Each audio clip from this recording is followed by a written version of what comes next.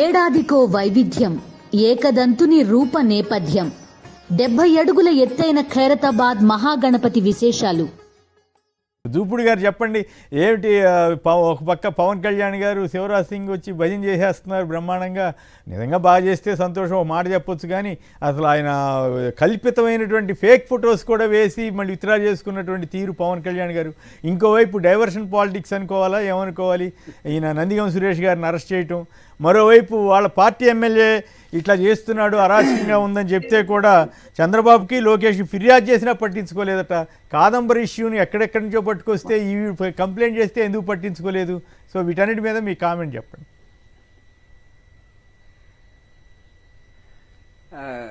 Sir నమస్కారం. కొమ్మినేని గారు, మీకను మన డిబేట్లో ఉన్నటువంటి వాళ్ళకి, మన శ్రోతలందరికీ కూడా గుడ్ మార్నింగ్ అండి. అంటే ఇది విజయవాడ ఘటన, విజయవాడ మునిగిపోవటం అనేది ఇది ఖచ్చితంగా ఇక్కడ ఉన్నటువంటి గవర్నెన్స్, అడ్మినిస్ట్రేషన్ లోపం అనేది స్పష్టంగా కనబడుతూ ఉంది. గూగుల్ మ్యాప్స్తో సహా బుడమేరు దాని పర్పస్ ఏంటి, ఎటుపోతుంది, తర్వాత దాని మీద ఒక ఎలమినేర్ దగ్గర ఉన్నటువంటి రెగ్యులేటర్ బ్రిడ్జి కట్టినటువంటి అవసరం ఏంటి, ఇవన్నీ రాను రాను రాను ప్రజలు ఎడ్యుకేట్ అవ్వటం కోసం చాలా అద్భుతమైనటువంటి ఇన్ఫర్మేషన్ వస్తూ ఉంది. రీసెంట్గా చూసినప్పుడు లోకల్గా ఉన్నటువంటి అక్కడ ఇరిగేషన్ ఇంజనీర్స్ని కదిలిస్తే తప్పు జరిగిపోయిందండి, ఇది మా చేతిలో ఏం లేదు అంటే, నాకున్నటువంటి ఒక ఫ్రెండ్ ద్వారా నేను మాట్లాడాను. మేము ఒకవైపు చేయాలనుకుంటే రెండో వైపు చేయాల్సి వచ్చింది అనివార్య కారణాల వల్ల. అంటే ఇక్కడ ఏమవుతుందంటే పైనుంచి ఎక్కడి నుంచో వీళ్ళకున్నటువంటి ఆదేశాలు ఆ డిపార్ట్మెంట్ నుంచి కాకుండా పొలిటీషియన్స్ నుంచి దగ్గర వెళ్ళిపోయినాయి. అంటే టెక్నికల్ ఇష్యూస్ని కూడా మనకు తెలుసు అనుకొని మనమే దాని మీద ఆదేశాలు ఇస్తూ పోతే మొత్తం మనకు తెలుసు. అదేదో నిన్న ఒకటి వచ్చింది, అలెక్సా నీకు బస్ టికెట్ కావాలన్నా కానీ వస్తుంది. ఏమనుకుంటున్నారు మీరు, కొత్తగా టెక్నాలజీ మారిపోయిందని ప్రజెంట్ సీఎం గారు చెప్తున్నట్టుగా, బ్రహ్మానందం అవుతున్నట్టుగా ఒకటి బయటకు వచ్చింది. అంటే మనకు టెక్నాలజీ తెలుసు, మిగతా వాళ్ళకి ఎవరో తెలియదు అనే ఒక దృక్పథం ఏదైతే ఉందో, ఇది విజయవాడ ముంచేసినటువంటి ఘటన. ఈ విజయవాడ ముంచేసిన ఘటనలో కేంద్ర సహాయం అనేది అది ఏ ప్రభుత్వం ఉన్నా, ఎన్డీఏ సహకరించే వాళ్ళు ఉన్నా లేకపోతే ఇంకో లేకపోయినా సరే, ఫెడరల్ సిస్టంలో ఎవడో ఒకడు వస్తాడు, చూస్తాడు, పోతాడు. ఇక్కడ కూడా మన ఆంధ్రప్రదేశ్లో చూశారు, అక్కడ తెలంగాణలో కూడా చూసినట్టు కనపడతా ఉంది. ఇది ఎస్టిమేషన్ కోసం వస్తారు, ఫోటోలు చూస్తారు, వాళ్ళు చెప్పింది వింటారు, వెళ్ళిపోతారు. ఏరియల్ సర్వే ఒకటి జరుగుద్ది. అయితే ఇక్కడ కూడా అసలు మొత్తం నేనే ఉండి ఆపేశాను మొత్తాన్ని. ఈ రిహాబిలిటేషన్ క్యాంప్స్ అన్ని కూడా నా వల్లే జరుగుతూ ఉన్నాయి. ఏదైతే ఉందో ఇది చాలా డేంజరస్ సార్. రాను ఎక్కడన్నా ఇంకోటి జరగకూడదని కోరుకుందాం, కానీ ఇంకోటి ఎక్కడన్నా జరిగితే ఐక్యరాజ్య సమితి వాళ్ళు కూడా దీన్ని గుర్తించి పలానతను విలువండరా అని అంటారేమో, ఆ దశలోకి వెళ్తారేమో చూడాలా. అంటే ప్రపంచంలో ఎక్కడన్నా జరిగినప్పుడు. కొమ్మినేని గారు నేను అన్నది మీకు అర్థమై ఉండాలా సార్? వినపడుతుందా? వినపడుతుంది, మాట్లాడండి. వినపడుతుందా సార్? వినపడుతుంది, మాట్లాడండి, కంటిన్యూ చేయండి. ఒకవేళ అలాంటిది ఏమైనా జరిగితే వాళ్ళు కూడా పిలిచేటట్టుగా ఫోటోగ్రాఫ్స్ కానీ లేకపోతే ఇన్స్టాగ్రామ్స్ కానీ ఉన్న మీడియా రకరకాల సాధనాల మొత్తాన్ని కూడా వాడుకొని ఈరోజు పంపిస్తూ ఉన్నారు. సో ఇక్కడ జరిగినటువంటి ఈ నష్టం ఏదైతే ఉందో విజయవాడకి, నాకు తెలిసి మిగతా పట్టణాలు అంటే, మొన్న ఒక అతను ఏదో మాట్లాడుతూ నదులైతే డైరెక్షన్ ఉంటుందండి, వాగులకు డైరెక్షన్ ఉండదు, వాటి అటు ఇటు వెళ్ళిపోతాయని ఒక మిత్రుడు ఏదో అన్నాడు. నాకు తెలిసి వాగులకు కూడా డైరెక్షన్ ఉంటుందండి. డైరెక్షన్ లేకుండా వాగులే ఉండవు. మన ఎలవలంటే ఎలవ వచ్చినప్పుడు ఆ వాగులో లేకపోతే నదులో ఎక్కడన్నా మనం ఇక్కడ హైడ్రా లాగా ఏదో ఏర్పడిపోయి హైదరాబాద్ లో చేసుకున్న విధంగా అడ్డు వస్తే తప్ప, అడ్డు వస్తే నది కూడా పక్క వెళ్ళిపోతూనే ఉంటుంది. అయితే అది కొట్టాల్సిన చోట కొట్టి పక్కెళ్ళిపోయినటువంటి నేపథ్యంలో అక్కడ ఉన్నటువంటి విజయవాడకు జరిగినటువంటి అపారమైన నష్టాన్ని పవన్ కళ్యాణ్ గారు ఒక మంచి మాట అన్నారు. ఎందుకు అనవసరంగా ఈ టైంలో పోటీ పడాలా, మనం పోయే నీళ్లలో తడవాలా, దిగాల, ఇదని ఒక అర్థం చేస్తామంటే మనం ఎందుకు లేబ్బా, మనం ఏదో మన సినిమాల్లో వచ్చిన డబ్బులు ఏదో ఒకటి మనం ప్రకటిస్తే సరిపోద్ది అనుకుని చంద్రబాబు నాయుడు గారు చేసినంతా ఒక ఎత్తు అయితే, ఆయన ఒక 6 కోట్లు ప్రకటించేసి ఈ డిపార్ట్మెంట్ మొత్తాన్ని కూడా దాదాపు 4,000 పంచాయతీలు ఉంటే ఒక్కో దానికి 1 లక్ష రూపాయల ప్రకారం ప్రకటించేసి చేతులు దులుపుకున్నట్టు కనపడుతూ ఉంది. చౌహాన్ గారు అంటారా, వాళ్ళ మనిషే, రాజకీయాల్లో కూటమిలో ఉన్న మనిషే, మంత్రి, అక్కడ ఉన్నటువంటి నాయకుడు, అతను ఒక రిప్రజెంటేటివ్ గా వచ్చాడు. ఎస్టిమేషన్ ని అధికారులు ఇస్తారు, తీసుకుంటారు, వెళ్ళిపోతారు. తర్వాత ఏమవుతుందో మనం చూడాలా.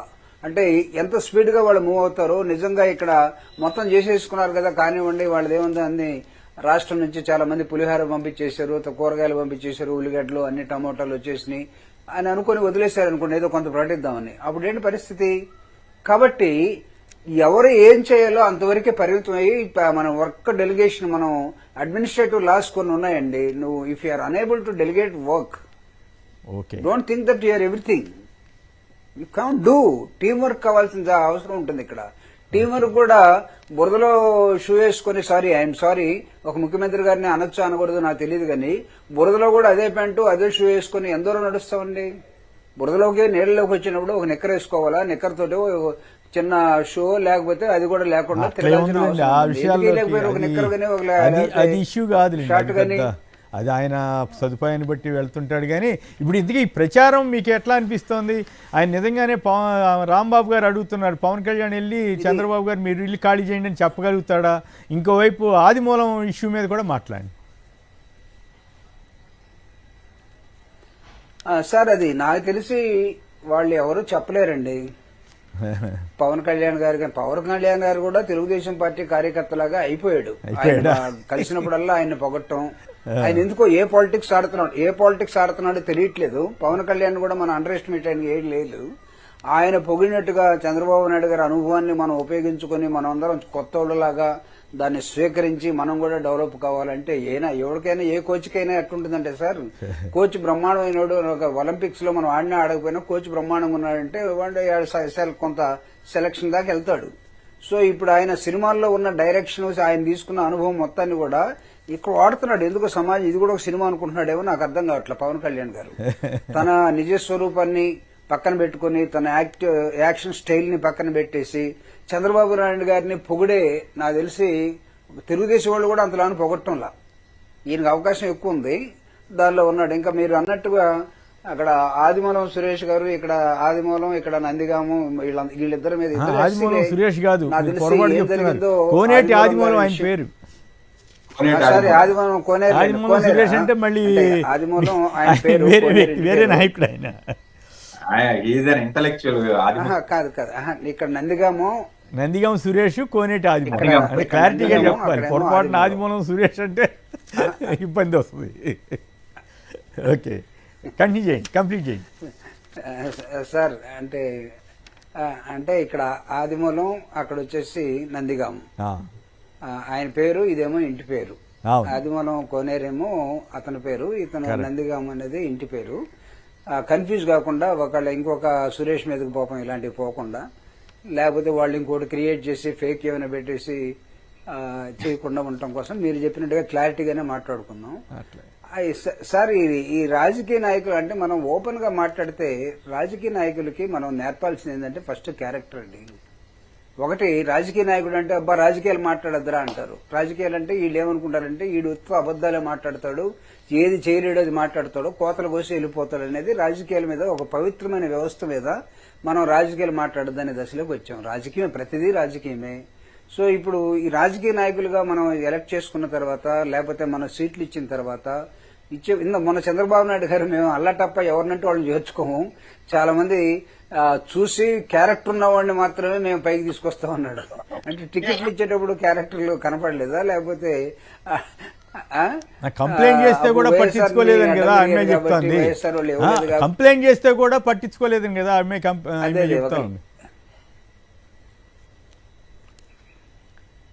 అదే సార్, అంటే నేనేమంటానంటే అసలు ఫస్ట్ లోనే మీరు టికెట్ ఇచ్చేటప్పుడు మీకు క్యారెక్టర్స్ కానీ, లేకపోతే అప్పుడు డబ్బు కావాలా, లేకపోతే అప్పుడు జగన్ మీద ఎవరైతే తిరుగుబాటు చేశారో వాళ్ళు కావాలి. ఈ రోజు జరిగినటువంటి అన్యాయాన్ని వాళ్ళు పాపం కంప్లైంట్ చేసినా ఆయనేమో ఒక పక్క అది ఫేక్ అని చెప్తా ఉన్నాడు. ఇంకా తేలాల్సిన అంశాలు చాలా ఉన్నట్టున్నాయండి. ఆయన కుటుంబం మొత్తం వచ్చేసి ఇది కావాలని కుట్ర చేశారండి అని వాళ్ళంటే, వీళ్ళేమో ఫోరెన్సిక్ ల్యాబ్కి పంపించాము అని వీళ్ళు అంటున్నారు. ఏం పంపించారో ఫోరెన్సిక్ ల్యాబ్కి నాకైతే అర్థం కావట్లేదు.